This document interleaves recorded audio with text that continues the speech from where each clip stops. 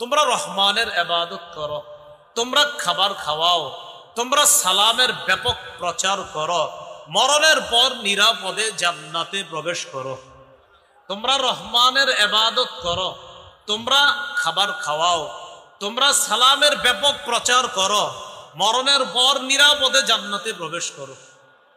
আরেকটা ফজিলত শোনেন, তিরমিজির বর্ণনা 2527 নম্বর হাদিস, 2527 2527 2527 2527 এই হাদিসের মধ্যে আছে قال رسول الله صلى الله عليه وسلم إن في الجنة لغرفا يرى بطونها من ظهورها وظهورها من بطونها। জান্নাতে কিছু অনিন্দ সুন্দর বালাপ্রাসাদ আছে, বালাখানা আছে, রাজপ্রাসাদ আছে, সুন্দর বালাখানা, যেই বালাখানার ভিতরের সৌন্দর্য বাহির থেকে আর বাহিরের সৌন্দর্য ভিতর থেকে দেখা যায়, এমন কিছু সুন্দর বালাখানা আছে।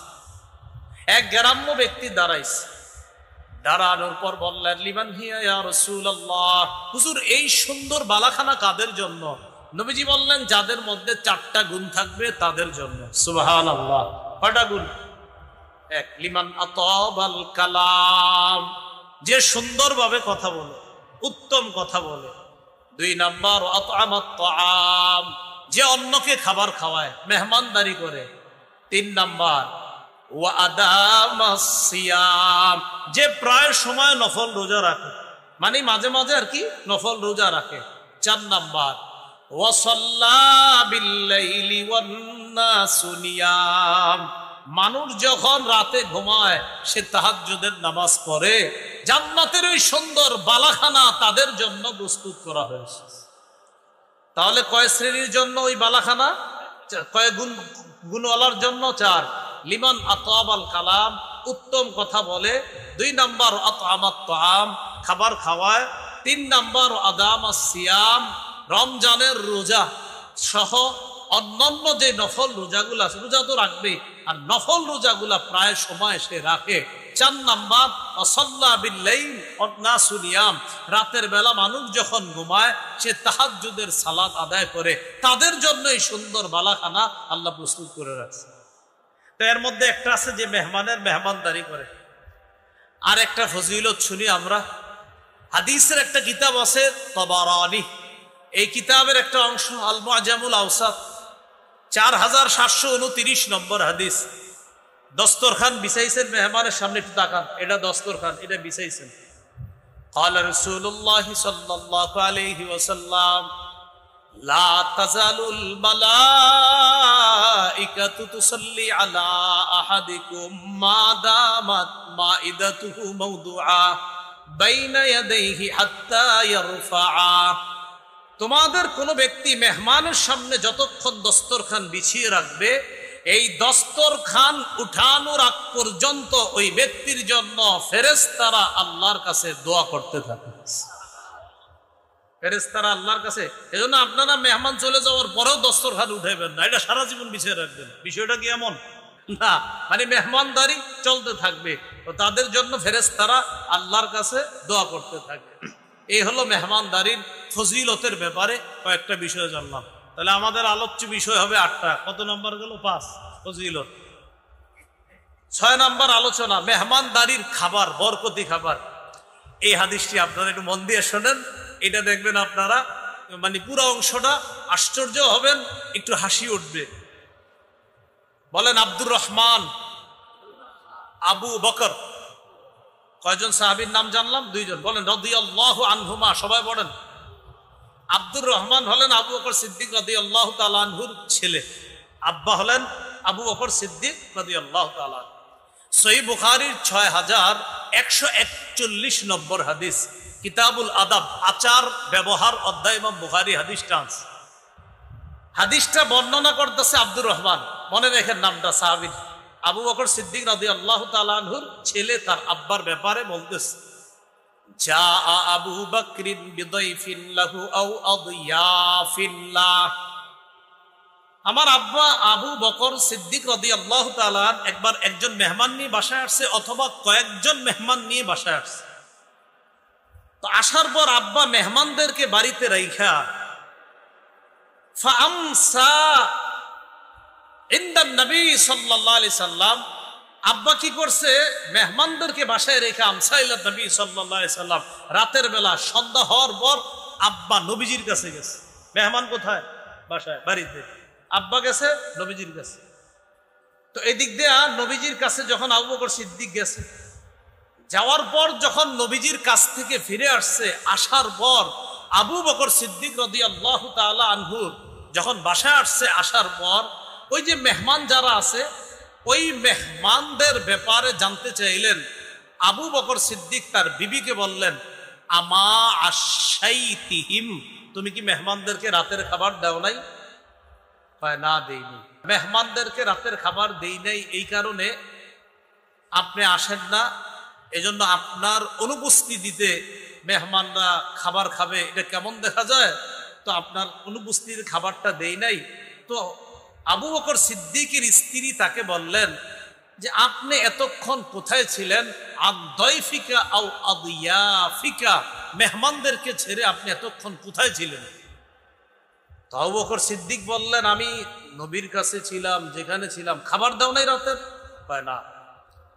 হাদিসে আসছে ফাগাদিবা আবু বকরিন, এতক্ষণ হইছে খাবার না দেওয়ায় তিনি রাগ করলেন। ফাসাব্বা, বকাঝকা করলেন। ওয়াজাদ্দা, শুধু বকাঝকা না, তিনি এতটা রাগ করে ফেললেন, ওই মেহমান যারা আছে তাদের ব্যাপারে বকাঝকা করে, তাদের উপর রাগ করে আবু বকর সিদ্দিক বললেন, হালাফা লা ইয়াকুলু, শপথ করে বললেন, ধুর আমি আজকে খাবো না। আবু বকর সিদ্দিক শপথ করে বললেন আজকে খাবে না। এই শপথ করার পর ওই যে আবু বকর সিদ্দিকের ছেলে, আলেম ছাড়া অন্যরা মেহরবানি করে একটু জবাব দেন, কি নাম? আব্দুর রহমান। আমি ভয়ে ইখতাবা তু পলায় রইছি, তারা আমারই তো এখন ধরবে। তুই কইছিলি? তুমি কোথায় ছিলা? তো ইখতাবা তু, আমি লুকায় রইছি। আমারে বুঝে ফেলছে। আব্বা হঠাৎ দূর থেকে বলতেছে, আড়াল থেকে, আব্দুর রহমান, এই কথা বইলে বলতেছে আমারে, ওহে মূর্খ। কি বলছে? বলছে ওহে মূর্খ, তুমি কোথায় ছিলা? এইভাবে রাগ করে বলছে। তো এই জন্য আমি আগে থেকে লুকিয়ে রয়েছি। বলছে এই ওটা কোথায়, তুমি কোথায় ছিলা, খাবার দাও নাই কেন? এরকম বলে না আমাদের বাবারা, এরকম। তো আবু বকর সিদ্দিক শপথ করছে খাবে না। শপথ করার পর আবু বকর সিদ্দিকের বিবি উনি কি করছে? হালাফাতিল মারআতু আল্লা তাকুলা, উনিও শপথ করছে খাবে না। স্ত্রী শপথ করছে, ঠিক আছে আমিও খাবো না। তো হাদিসের বর্ণনাটা এমন, আব্দুর রহমান বলেন, আম্মা শপথ করছে আল্লাহ তাতআমা হাত্তা ইয়াতআমা, আব্বা যতক্ষণ না খাবে আম্মাও খাবে না। মেহমানরা এই কথা শুই না হালাফু, হেরাও শপথ করছে খাবে না। এটা বুখারীর বর্ণনা, 6141 নম্বর হাদিস। তো আবু বকর সিদ্দিক আয়েশা যখন শুনছে খাবার দিতে দেরি, শপথ করছে খাবো না। স্ত্রী শপথ করছে আমিও খাবো না। মেহমানরা শোনার পরে, তো হাদিসে মেহমান হয়তো একজন বা কয়েকজন, তো হয়তো হালাফা মেহমান শপথ করছে, অথবা হালাফু আন লা ইয়াতআমু, অথবা হালাফা আন লা ইয়াতআমা, মেহমান শপথ করছে অথবা মেহমানগণ শপথ করছে আমরাও খাবো না। হাত্তা ইয়াতআমা, আবু বকর সিদ্দিক যতক্ষণ না খাবে আমরা খাবো না। তো বিবিও কয় স্বামী না খাইলে আমি খাবো না, মেহমানরা কয় আবু বকর সিদ্দিক রাদিয়াল্লাহু তাআলা না খাইলে আমি খাবো না। আবু বকর সিদ্দিক রাদিয়াল্লাহু তাআলা, আল্লাহু আকবার বলেন একবার।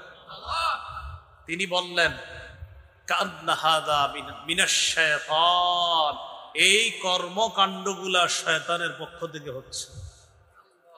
আবু বকর সিদ্দিক বললেন এগুলা সব শয়তানের পক্ষ থেকে হচ্ছে। ফাদাবিল বিত্তাম, খাবার আনাইছে, খাবার আনো। ফাআকালা ওয়া আকালু, আবু বকর সিদ্দিক খাইলেন, মেহমানরাও খাইলেন। খাওয়ার এক পর্যায়ে তাকায় দেখে কি, রাবাবিন আসফালিহা আকসারু মিনহা ফাজআলু, দেখেন কি আসছে আপনার, ফাজআলু, তারা সবাই লোকমা নিয়ে নিয়ে খাবার খাইতেছিল। তো ফাজআলু লা ইয়ারফাউনা লুকমাতান ইল্লা রাবাবিন আসফালিহা আকসারু মিনহা, যতক্ষণ খালি লোকমা উঠায়, মেহমানদারির খাবারে যতক্ষণ লোকমা উঠাইতেছে ততক্ষণ ওই লোকমার নিচে খাবার আরো বাইরে যেতেছে। তো বলছিলাম মেহমানদারি এটা বরকতি খাবার। মেহমানদারি কি খাবার? বরকতি। এলো 6 নাম্বার। 8টা কথা, তাহলে আর 2টা। 7 নাম্বার কথা হলো মেজবানের করণীয়। কার করণীয়? মেজবান। মেহমান আসার পর মেজবান এগিয়ে গিয়ে তাকে স্বাগত জানাবে, সালাম দিবে, মুসাফা করবে। হাদিসে আসছে মা মিন মুসলিমাইনি ইয়ালতাকিয়ান ফায়াতাসাফাহান, দুই মুসলমান যখন সাক্ষাৎ করে, মুসাফা করে, ইল্লা গুফিরা লাহুমা ক্বাবলা আইয়াফতারিকা, তারা পৃথক হওয়ার আগে তাদের গুনাহগুলো মাফ হয়ে যাবে। মেজবানের 2 নম্বর করণীয় তাড়াতাড়ি মেহমানদারির আয়োজন করবে। আমার সাথে একটু সবাই বলতে হবে, বলেন। পৃথিবীতে 5টি কাজ তাড়াতাড়ি করা উচিত, কর্তব্য। 1, মেহমানদারি করা। 2, মৃত ব্যক্তিকে দ্রুত দাফন করা। 3, কুমারী মেয়েকে দ্রুত বিয়ের ব্যবস্থা করা। 4, ঋণ পরিশোধ করা। 5, গুনাহ থেকে দ্রুত তওবা করা। তাহলে কয়টা কাজ দ্রুত করতে হবে? 5টা। 1 নম্বর মেহমানদারি করা, 2 নম্বর মৃত ব্যক্তিকে দ্রুত দাফন করা, 3 নম্বর কুমারী মেয়ের দ্রুত বিয়ের ব্যবস্থা করা, 4 নম্বর ঋণ থাকলে দ্রুত পরিশোধ করা, 5 নম্বর গুনাহ থেকে নগদ তওবা করা। তাহলে মেজবানের 2 নম্বর করণীয় দ্রুত মেহমানদারির আয়োজন করা। এটা হলো তার 2 নম্বর করণীয়। মেহমানের করণীয় হলো মেহমান মেজবানের বাসায় অসময়ে আসবে না, বরং এমন সময়ে আসতে হবে আগে থেকে তারে জানায়া দিতে হবে, অথবা এমন সময় আসবে যে সময় আসার পরে মেজবানরা তার জন্য খাবার প্রস্তুত করতে পারে, এমন সময় আসতে হবে। সূরা আহজাবে আল্লাহ বলেছেন লা তাদখুলু বুয়ুতান নবী, নবীর ঘরে প্রবেশ করবা না। নবীজি তার ওলিমায় সাহাবীদেরকে দাওয়াত দিয়েছিলেন, তো আল্লাহ বলছেন নবীর ঘরে প্রবেশ করবা না, ইল্লা আইয়ুজানা লাকুম ইলা তাআম, হ্যাঁ তবে যদি অনুমতি দেওয়া হয় খাবারের তাহলে প্রবেশ করবা। এলো মেহমানের 1 নম্বর করণীয়, অসময়ে আসবে না, বরং এমন ভাবে আসতে হবে যেন মেজবানের কষ্ট না হয়। 2 নম্বর করণীয়, মেহমান কোনো খাবারের দোষ ধরবে না।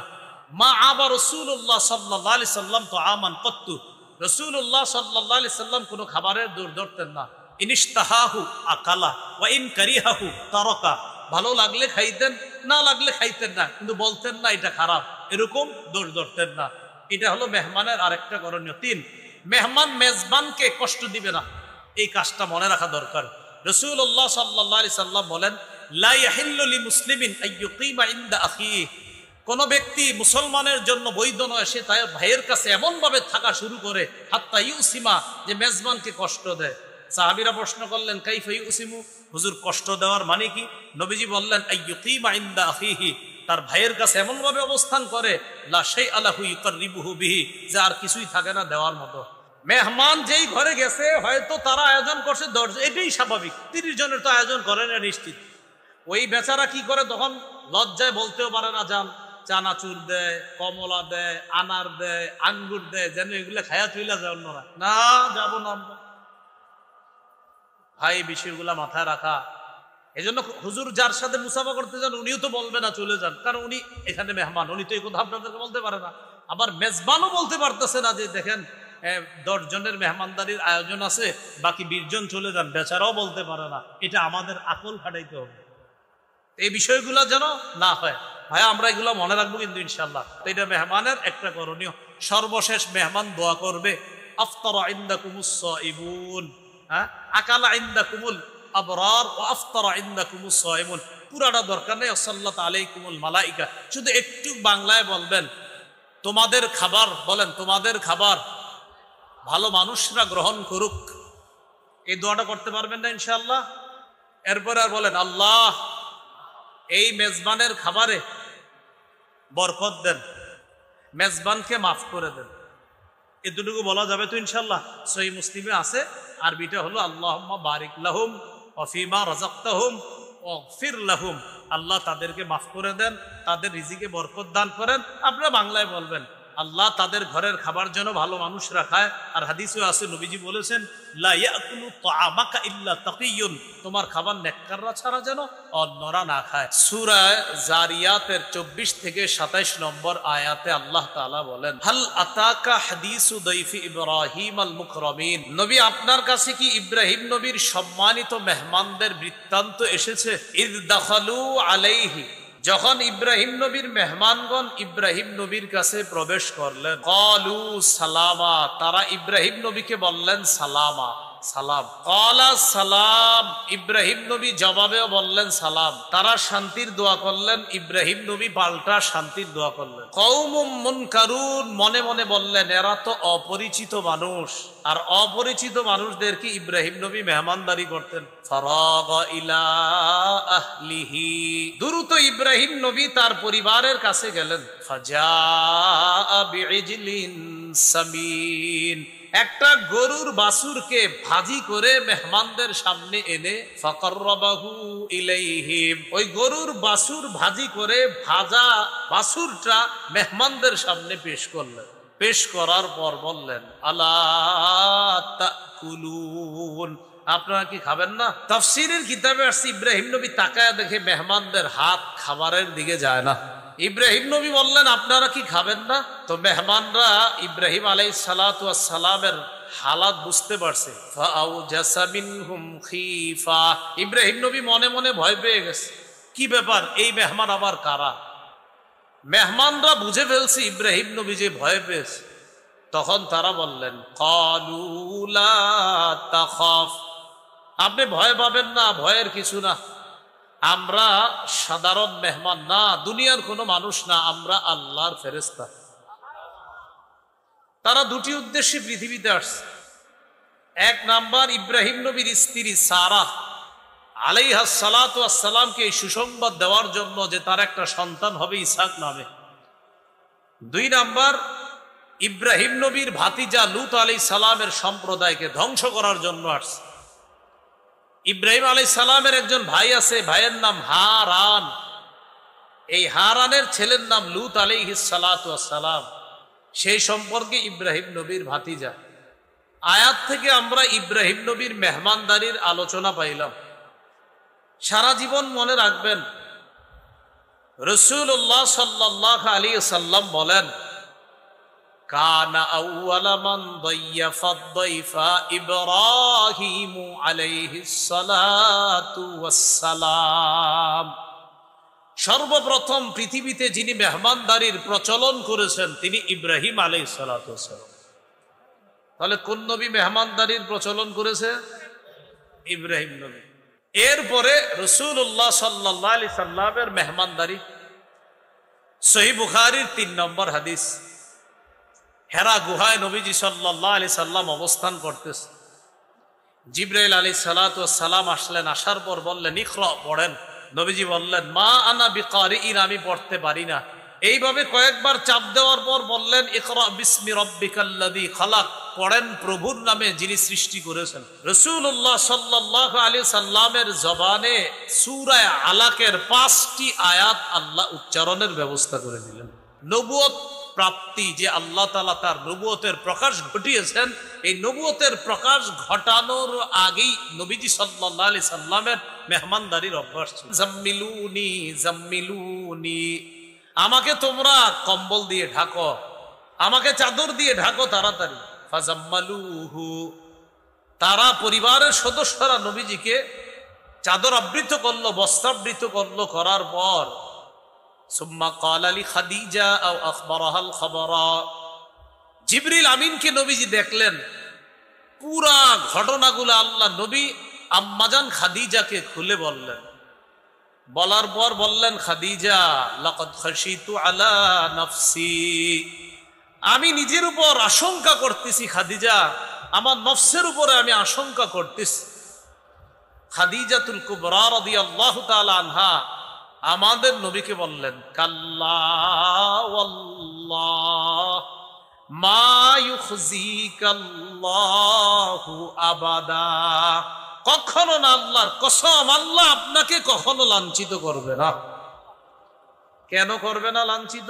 কিছু গুণ আছে আপনার, এই গুণ যাদের মধ্যে থাকে তারা রহমতের চাদরে আবদ্ধ থাকে, তাদেরকে আল্লাহ লাঞ্ছিত করে না। কি গুণ? 1 নম্বর ইন্নাকা লাতাসিলুর রাহিম, আপনি রক্তের সম্পর্ক রক্ষা করেন। 2 নম্বর তাহমিলুল কাল্লা, আপনি অসহায় দুস্থদের বোঝা বহন করেন।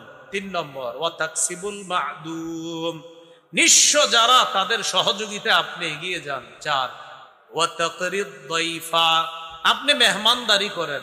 5 ওয়া তুঈনু আলা নওয়াইবিল হক, সত্যের পথে চলতে গিয়ে যারা বিপদগ্রস্ত হয়, দুর্দশাগ্রস্তের মধ্যে পড়ে যায়, আপনি তাদের সহযোগিতা করেন। এই গুণ আপনার মধ্যে আছে।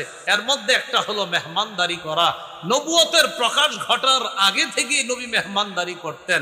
আম্মাজান খাদিজা বলেন, এই গুণওয়ালা যেই মানুষ, তাকে আল্লাহ লাঞ্ছিত করতে পারেন না। সাহাবীদের মেহমানদারি, রাসূলুল্লাহ সাল্লাল্লাহু আলাইহি সাল্লামের সাহাবীদের মেহমানদারি, এই ব্যাপারে 3টা বর্ণনা আপনাদেরকে শোনাই। সহিহ বুখারীর বর্ণনা 3798 নম্বর হাদিস। এই হাদিসের মধ্যে আসছে, عن أبي هريرة رضي الله تعالى عنه قال أن رجلا أتى النبي صلى الله عليه وسلم। আবু হুরায়রা রাদিয়াল্লাহু তাআলা আনহুর বর্ণনা, এক মেহমান নবীর কাছে আসলেন। আসার পর ফাবাআথা ইলা নিসাইহি, রাসূলুল্লাহ সাল্লাল্লাহু আলাইহি সাল্লাম তার স্ত্রীদের কাছে খবর পাঠাইলেন, ঘরে মেহমানদারি করার মতো কোনো খাবার আছে কিনা এই কথা জানার জন্য সব বিবিদের ঘরে খবর পাঠাইলেন। ফাকুলনা মা ইনদানা ইল্লাল মা, সব বিবিরা খবর পাঠাইলেন, আমাদের সবার ঘরে পানি ছাড়া আর কিচ্ছু নাই। সমস্ত বিবিদের ঘরে পানি আছে, আর কিচ্ছু নাই। তো নবীজিরা আইসা সংবাদ জানাইছে, হুজুর পানি ছাড়া আর কিচ্ছু নাই।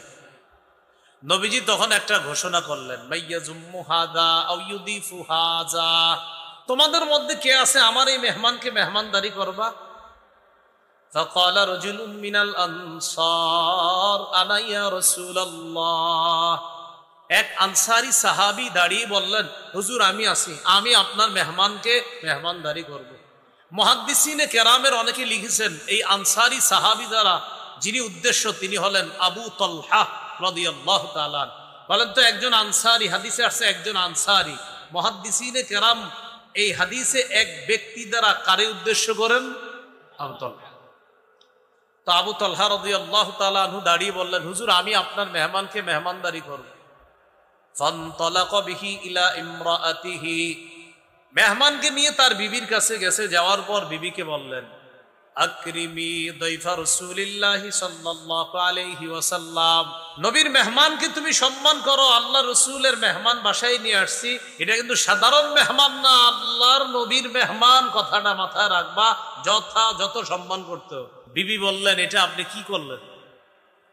কেন? মা ইনদানা ইল্লা কুতু সিবিয়ানি ওয়াফি রিওয়ায়া ইল্লা কুতু সিবিয়ানিনা ওয়াফি রিওয়ায়া ইল্লা কুতু সিবিয়ান। সর্বনাশ, ঘরে তো বাচ্চাদের রাতের খাবার ছাড়া আর কিচ্ছু নেই। আবু তালহা রাদিয়াল্লাহু তাআলা আন তার স্ত্রীকে 3টা কথা বললেন, যা হওয়ার হয়েছে চুপচাপ শোনো। 1 নাম্বার, হাইয়্যি তাআমাক, বাচ্চাদের খাবার গুলাই তুমি তৈরি করো, ওইটাই মেহমানের সামনে দিব। 2 নাম্বার, ওয়ানাবিমি সিবিয়ানাক, বাচ্চাগুলোরে ঘুম পাড়ায় দাও, যেমনি পারো ঘুম পাড়াও। 3 নাম্বার, ওয়াকফি সিরাজাক, বাতিটা নিভিয়ে দিবা। বাচ্চা ঘুম পাড়ায় দিবা, খাবার প্রস্তুত করো, বাতি নিভিয়ে দিবা। তো প্রথমে বাতি জ্বালাইছে, জ্বালানোর পর এদিক দিয়ে বাচ্চাদেরকে ঘুম পাড়াইছে। হাদিসে আসছে, হাইয়াত তাআমাহা ওয়া নাওয়ামাস সিবিয়ানাহা ওয়া আসলাহাত সিরাজাহা, বাচ্চাদেরকে ঘুম পাড়াইছে, খাবার প্রস্তুত করছে, বাতি প্রথমে জ্বালাইছে। জ্বালানোর পর সুম্মা কামাত কান্নাহা তাসলিহু সিরাজাহা ফাআতফাআতহু, বিবি বাতিটারে ঠিক করার অজুহাতে কি করছে? বাতিটা একটু গুতাগুতি করতেছে, হয় না আপনার, এরা ঠিক করবে, এই করতে গিয়ে বাতিটা কৌশলে নিভিয়ে দিছে। এখন আর বাতি জ্বলে না, আসলে জ্বালায় না। তো হাদিসে যে বাক্যটা আসছে আপনাদেরকে আমি শোনাই, কি আসছে? ফাজআলা ইউরিয়ানিহি আন্নাহুমা ইয়াকুলান, স্বামী স্ত্রী 2 জন মেহমানকে বুঝাইতেছে, আপনিও খান আমরাও খাইতেছি। অন্ধকার, মেহমান খাইতেছে, এদিক দিয়ে স্বামী স্ত্রী 2 জন বুঝাইতেছে, আপনিও খান আমরাও খাইতেছি। তারাও খাওয়ার অভিনয় করতেছে। বাতি কিন্তু জ্বলবে না, কারণ বাতি জ্বলবে কেমনে? বাতি তো ইচ্ছা করে জ্বালাইতেছে না। তো মেহমানদারির পর্ব শেষ, যা হবার হয়েছে। ফালাম্মা আসবাহা গাদা ইলা রাসূলিল্লাহি সাল্লাল্লাহু আলাইহি ওয়াসাল্লাম, সকালে নবীজির কাছে গেছে। যাওয়ার পর নবীজি সাহাবীর দিকে তাকায় বলে, লাকাদ আজিবাল্লাহ মিন সানিইকুমা বিদাইফিকুমা লাইলা ওয়া ফি রিওয়ায়াতিন উখরা দাহিকা রাব্বুনা আল-লাইলা দাহিকাল্লাহুল লাইলা। কি ব্যাপার, তুমি আর তোমার বিবি গত রাতে মেহমানের সাথে কি করেছো? তোমাদের এই সুন্দর কর্মকাণ্ড আর মেহমানদারিতে আল্লাহ এত খুশি হয়েছে, খুশিতে আল্লাহ হেসে দিয়েছে। এ হলো সাহাবীদের মেহমানদারি। শুধু তাই না, আল্লাহ কোরআন আয়াত নাজিল করছে সূরা হাশরের 9 নম্বর আয়াত, ওয়ায়ুসিরুনা আলা আনফুসিহিম ওয়ালাউ কানা বিহিম খাসাসা। সাহাবায়ে কেরামের অবস্থা এমন, তারা নিজেদের প্রয়োজন থাকা সত্ত্বেও অন্যদেরকে নিজেদের উপর তারা প্রাধান্য দেয়। এই হলো সাহাবায়ে কেরামের মেহমানদারি। একটা দৃষ্টান্ত বললাম, আর একটা দৃষ্টান্ত শুনি আমরা। ইবনে আবিদ দুনিয়া তার কিতাবে আনছে 20 নম্বর হাদিস। তিনি আসহাবে সুফফার ব্যাপারে একটা বর্ণনা আনছে। আসহাবে সুফফা হলো মদিনায় নবীজি সাল্লাল্লাহু আলাইহি সাল্লামের প্রতিষ্ঠিত মাদ্রাসা, মাদ্রাসাতুস সুফফার ছাত্ররা। তাদেরকে আসহাবে সুফফা বা আহলুস সুফফা বলা হয়। মনে রাখতে হবে, আমাদের মক্কায় নবীজির প্রথম মাদ্রাসা প্রতিষ্ঠিত দারুল আরকাম, আর মদিনার মাদ্রাসাটা মাদ্রাসাতুস সুফফা। হজে উমরায় যারা গিয়েছেন বা যারা যাবেন ইনশাআল্লাহ, মসজিদে নববীর এক সাইডে দেখবেন পিতলের কালারের শিকল দিয়ে একটা জায়গা সুন্দর করে একটু ঘেরাও করা আছে। এটাই হলো সেই মাদ্রাসাতুস সুফফা। এখানেই সাহাবায়ে কেরামকে আল্লাহ রাসূল সাল্লাল্লাহু আলাইহি সাল্লাম ক্লাস করাইতেন। ওই মাদ্রাসারই ছাত্র আবু হুরায়রা রাদিয়াল্লাহু তাআলা। তো তিনি মুহাম্মদ ইবনে সিরিন থেকে একটা বর্ণনা, সেই বর্ণনা আসছে, কানা আহলুস সুফফাতি ইদা আমসাও, নবীজির ছাত্ররা আহলুস সুফফা আবা আসহাবে সুফফা বাসী তারা যখন রাত হইতো, ফানতালাকার রাজুলু বির রাজুল ওয়ার রাজুলু বির রাজুলাইন ওয়ার রাজুলু বিল খামসা। এক সাহাবী একজন ছাত্রকে বাসায় নিয়ে যেতেন, কোন সাহাবী 2 জনকে বাসায় নিয়ে যেতেন, কোন সাহাবী 5 জন ছাত্র বাসায় নিয়ে যেতেন, কোন সাহাবী একজন রে, কোন জন 2 জনকে। আপনারা যেমন লজিং খাওয়ান না, লজিং জায়গির, তো কোন সাহাবী একজনকে বাসায় নিয়ে যেতেন, কেউ আবার 2 জনকে, কেউ আবার 5 জনকে। ওয়া আম্মা সাদ ইবনে উবাদা ফাকানা ইয়ানতালিকু বিসামানিনা কুল্লা লাইলা। নবীর সাহাবী সাদ ইবনে উবাদা প্রতি রাতে 80 জন সাহাবীকে মেহমানদারি করতেন। কয়জন? এগুলো সাহাবীর মেহমানদারির দ্বিতীয় দৃষ্টান্ত। আর একটা দৃষ্টান্ত ইবনে আবিদ দুনিয়া 49 নম্বর হাদিসে আনছে তার কিতাবে। ইবনে ওমর রাদিয়াল্লাহু আনহুমার বক্তব্য, আন আব্দুল্লাহ ইবনে ওমর রাদিয়াল্লাহু তাআলা আনহুমা আহাব্বুত তুআমি ইলাল্লাহ মা কাসুরাত আলাইহিল আইদি। যেই খাবারের মধ্যে সবচেয়ে বেশি হাত পড়ে, এই খাবার আল্লাহর কাছে সবচেয়ে পছন্দনীয়। অর্থাৎ যেই খাবারে মেহমান বেশি হয়, ওই খাবার আল্লাহর কাছে সবচেয়ে পছন্দনীয়। মেহমানদারির গুরুত্ব, মেহমানদারির গুরুত্ব সম্পর্কে শুধুমাত্র কয়েকটি হাদিস আমরা শুনলে বুঝে আসবে মেহমানদারির কি পরিমাণ গুরুত্ব। সহিহ বুখারীর 6475 নম্বর হাদিস। এই হাদিসের মধ্যে আসছে, قال رسول الله صلى الله عليه وسلم من كان يؤمن بالله واليوم الآخر। রাসূলুল্লাহ সাল্লাল্লাহু আলাইহি সাল্লাম বলেন, যে আল্লাহ বিশ্বাস করে, আখিরাত বিশ্বাস করে, ফাল ইউকরিম দাইফা, সেজন্য মেহমানকে সম্মান করে। লম্বা হাদিস, হাদিসের সর্বশেষ বাক্যটা ফাল ইউকরিম দাইফা। যে ব্যক্তি আল্লাহ বিশ্বাস করে, আখিরাত বিশ্বাস করে, সেজন্য মেহমানকে সম্মান করে। তাহলে আল্লাহ বিশ্বাস করে, আখিরাত বিশ্বাস করে, নবী বলেন সেজন্য মেহমানকে সম্মান করে। এটা হাদিস এতটুকুই গুরুত্ব বুঝে আসে যে মেহমানকে সম্মান করা এটা একজন মুমিনের ইমানের পরিচয়, মেহমানকে সম্মান করা। আরেকটি হাদিস শুনি, সহিহ বুখারীর 1975 নম্বর হাদিস। এই হাদিসের মধ্যে আসছে রাসূলুল্লাহ সাল্লাল্লাহু আলাইহি সাল্লামের একজন সাহাবী নাম আব্দুল্লাহ ইবনে আমর ইবনুল আস রাদিয়াল্লাহু আনহুমা। তিনি কি করতেন? প্রতি রাত খালি তাহাজ্জুদ পড়তেন আর প্রতিদিন নফল রোজা রাখতেন।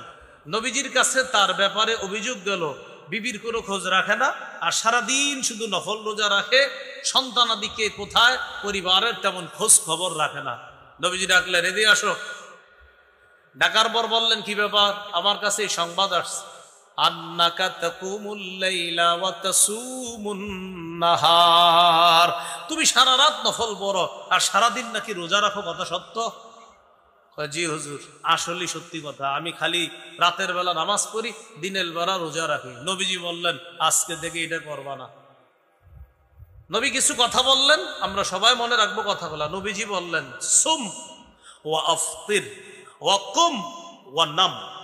রাসূলুল্লাহ সাল্লাল্লাহু আলাইহি সাল্লাম বললেন, সুম, মাঝে মাঝে নফল রোজা রাখো, ওয়া আফতির, মাঝে মাঝে নফল রোজা রাখো না, ওয়াকুম, রাতের কিছু অংশে তাহাজ্জুদ পড়ো, অনাম, কিছু অংশে ঘুমাইবা।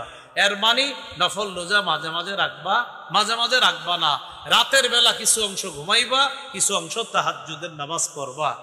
রাসূলুল্লাহ সাল্লাল্লাহু আলাইহি ওয়াসাল্লাম এই হাদিসের মধ্যে নবীজি সাল্লাল্লাহু আলাইহি সাল্লাম বলেন, শোনো, ইন্নালি জাসাদিকা আলাইকা হাক্কা, তোমার শরীরের উপর তোমার হক আছে। ওয়ালি আইনিকা আলাইকা হাক্কা, তোমার চোখের উপর তোমার হক আছে। ওয়ালি জাওজাতিকা আলাইকা হাক্কা, তোমার বিবির উপর তোমার হক আছে। ওয়ালি জাওরিকা আলাইকা হাক্কা, তোমার মেহমানের উপর তোমার হক আছে। তুমি যদি সারাদিন নফল রোজা রাখো, মেহমানের হকটা আদায় করবে কি? তো দেখেন, এখানে রাসূলুল্লাহ সাল্লাল্লাহু আলাইহি সাল্লাম মেহমানের হক এই গুরুত্ব বুঝাইতে গিয়ে এক সাহাবীকে বলতেছেন, তুমি সব সময় নফল রোজা রাখবা না, তোমার জন্য এতটুকুই যথেষ্ট, তুমি প্রতি মাসে 3টা নফল রোজা রাখবা, 13, 14, 15। আরো যদি বেশি তুমি রাখতে চাও তাহলে দাউদ নবীর নফল রোজাটা রাখতে পারো। তিনি একদিন নফল রোজা রাখতেন, একদিন নফল রোজা রাখতেন না, অর্থাৎ একদিন রোজা রাখতেন, পরের দিন আবার রাখতেন না, আবার পরের দিন রাখতেন, আবার পরের দিন রাখতেন না। সর্বোচ্চ তুমি এটা করতে পারো। হাদিসে মেহমানের গুরুত্ব বুঝাইতে গিয়ে আল্লাহর রাসূল ধারাবাহিক নফল রোজা রাখতে তার এক সাহাবীকে নিষেধ করলেন।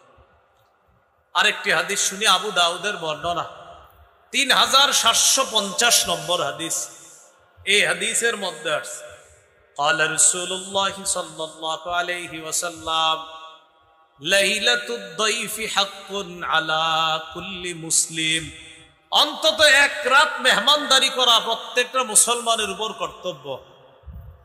তোমাদের কারো বাড়ির আঙিনায় যদি কেউ মেহমান হয়, ফাহু আলাইহি দাইনুন, দেখেন কেউ যদি মেহমান হয়, এই যে এইভাবে নবী যে ওই ব্যক্তি ঋণ পরিশোধ করা যেমন তার উপর কর্তব্য হয়ে যায়, মেহমানকে মেহমানদারি করা তার উপর তেমন কর্তব্য হয়ে যায়। ঋণ পরিশোধ করার মতো কর্তব্য হয়ে যায় মেহমানের মেহমানদারি করা।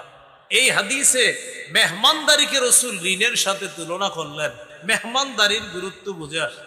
আরেকটা হাদিস শুনি, সহিহ বুখারীর, এটা একটু আপনাদের হাসি উঠবে শেষের দিকে, দেখেন কি বলে। 6137 নম্বর হাদিস, বুখারী কিতাবুল আদাব, আচার ব্যবহার, এই অধ্যায় ইমাম বুখারী হাদিস আনছেন। সাহাবায়ে কেরাম নবীজির কাছে আসছে, আসার পর অভিযোগ করলেন, হুজুর অমুক এলাকায় গেছি আমরা, আমাদেরকে তারা মেহমানদারি করে না।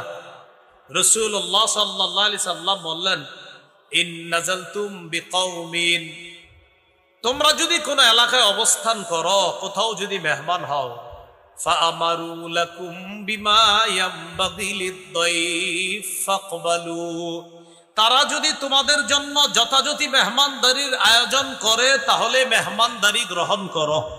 কোন এলাকায় তোমরা মেহমান হওয়ার পর ওই এলাকাবাসী যদি তোমাদের জন্য মেহমানদারির যথাযথ আয়োজন করে, তাদের মেহমানদারি গ্রহণ করো।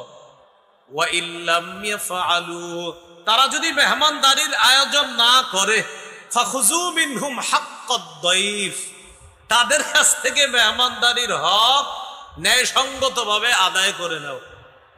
এরা যদি মেহমানদারির আয়োজন না করে, এদের কাছ থেকে মেহমানদারির হক যথাযথভাবে ন্যায়সঙ্গত ভাবে তোমরা আদায় করে নিবা।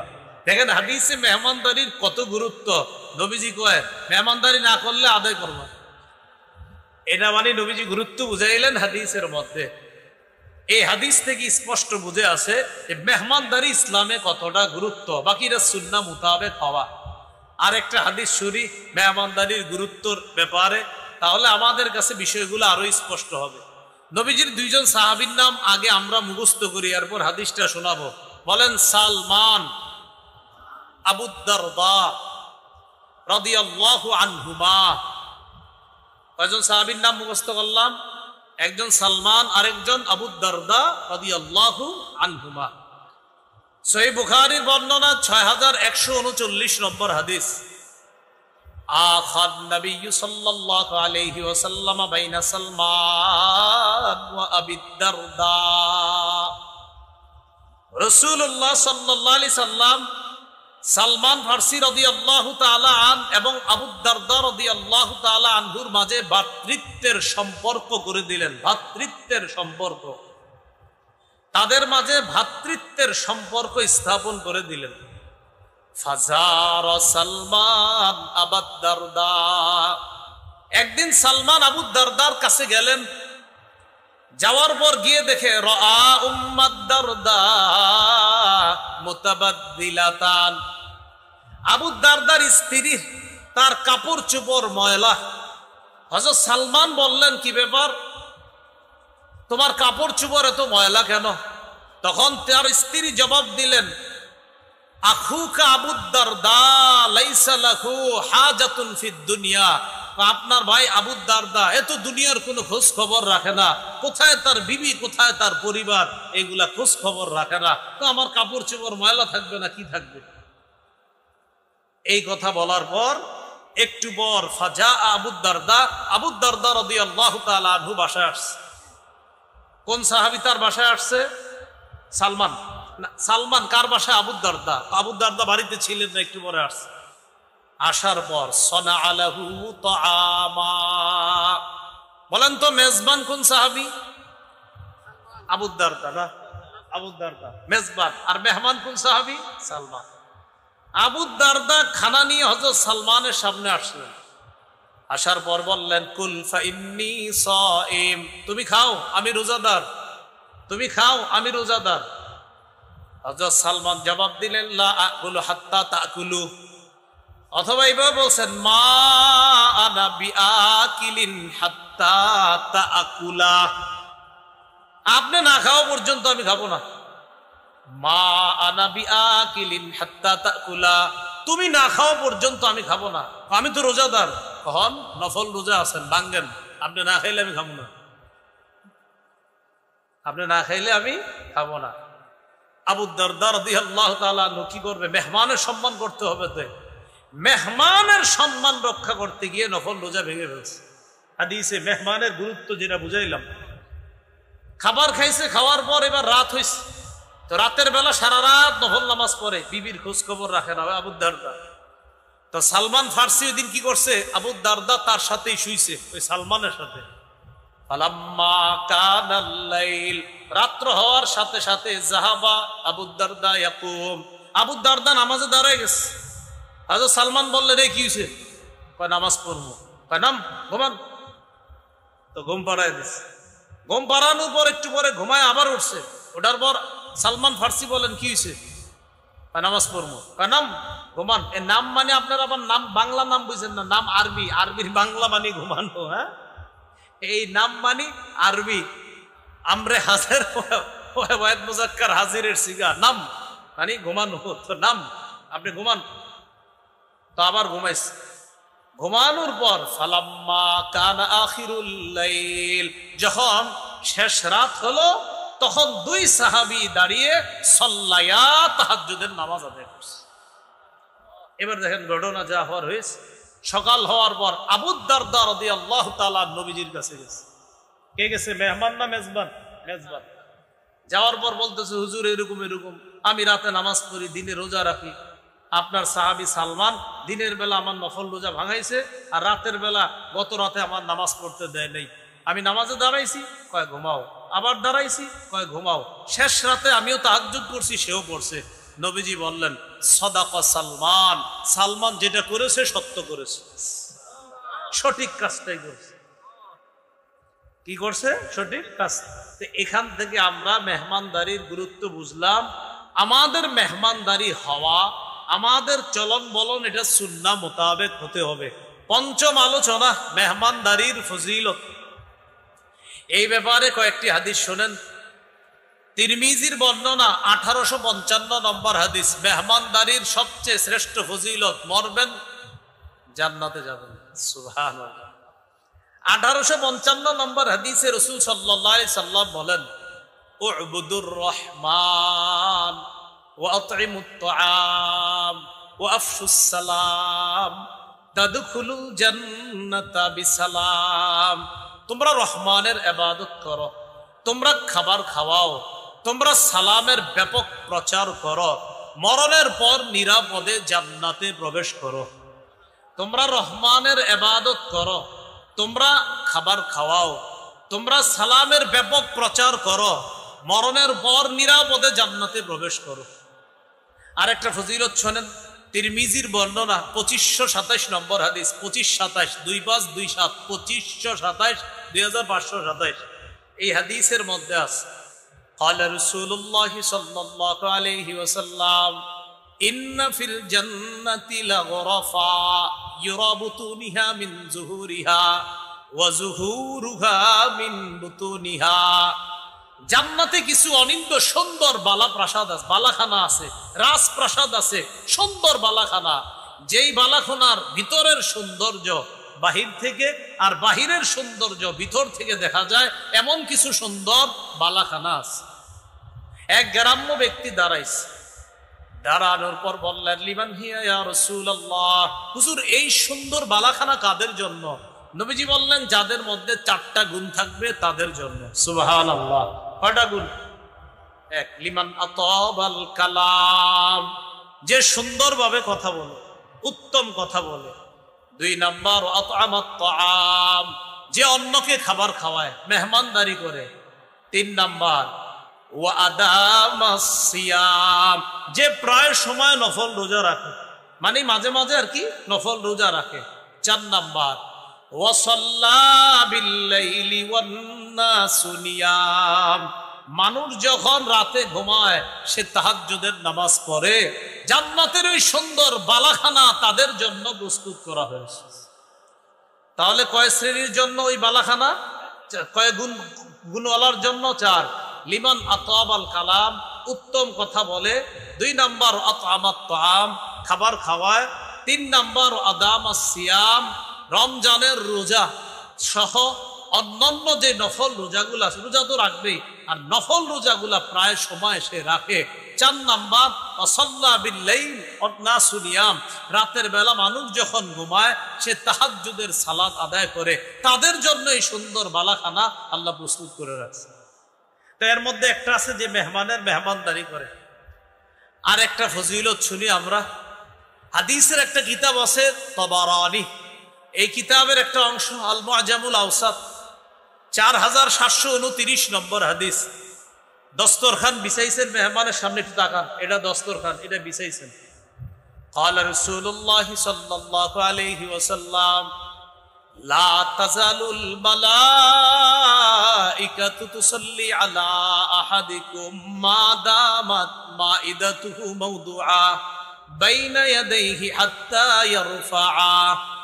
তোমাদের কোনো ব্যক্তি মেহমানের সামনে যতক্ষণ দস্তরখান বিছিয়ে রাখবে, এই দস্তরখান উঠানোর আগ পর্যন্ত ওই ব্যক্তির জন্য ফেরেশতারা আল্লাহর কাছে দোয়া করতে থাকে। ফেরেশতারা আল্লাহর কাছে, এজন্য আপনারা মেহমান চলে যাওয়ার পরেও দস্তরখান উঠাইবেন না, এটা সারা জীবন বিছিয়ে রাখবেন। বিষয়টা কি এমন না? মানে মেহমানদারি চলতে থাকবে, তো তাদের জন্য ফেরেশতারা আল্লাহর কাছে দোয়া করতে থাকবে। এই হলো মেহমানদারির ফজিলতের ব্যাপারে কয়েকটা বিষয় জানলাম।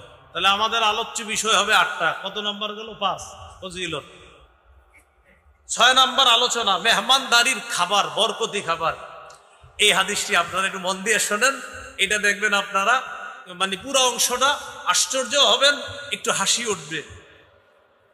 বলেন আব্দুর রহমান আবু বকর, কয়জন সাহাবীর নাম জানলাম? দুইজন। বলেন রাদিয়াল্লাহু আনহুমা, সবাই বলেন।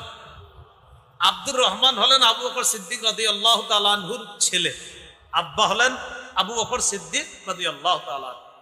সহিহ বুখারীর 6141 নম্বর হাদিস, কিতাবুল আদাব, আচার ব্যবহার অধ্যায় ইমাম বুখারী হাদিসটা আনছে। হাদিসটা বর্ণনা করতেছে আব্দুর রহমান, মনে রেখেন নামটা সাহাবীর, আবু বকর সিদ্দিক রাদিয়াল্লাহু তাআলা আনহুর ছেলে, তার আব্বার ব্যাপারে বলতেছে, জা আবু বকরিন বিদাইফিন লাহু আও আদিয়াফিল্লাহ। আমার আব্বা আবু বকর সিদ্দিক রাদিয়াল্লাহু তাআলা একবার একজন মেহমান নিয়ে বাসায় আসছে, অথবা কয়েকজন মেহমান নিয়ে বাসায় আসছে। তো আসার পর আব্বা মেহমানদেরকে বাড়িতে রাইখা ফাআমসা ইনদান নবী সাল্লাল্লাহু আলাইহি সাল্লাম, আব্বা কি করছে, মেহমানদেরকে বাসায় রেখে আমসা ইলা নবী সাল্লাল্লাহু আলাইহি সাল্লাম, রাতের বেলা সন্ধ্যা হওয়ার পর আব্বা নবীজির কাছে গেছে। মেহমান কোথায়? বাসায়, বাড়িতে। আব্বা গেছে নবীজির কাছে। তো এই দিক দিয়ে নবীজির কাছে যখন আবু বকর সিদ্দিক গেছে, যাওয়ার পর যখন নবীজির কাছ থেকে ফিরে আসছে, আসার পর আবু বকর সিদ্দিক রাদিয়াল্লাহু তাআলা আনহুর যখন বাসায় আসছে, আসার পর ওই যে মেহমান যারা আছে, ওই মেহমানদের ব্যাপারে জানতে চাইলেন। আবু বকর সিদ্দিক তার বিবিকে বললেন, আমা আশাইতিহিম, তুমি কি মেহমানদেরকে রাতের খাবার দাও নাই?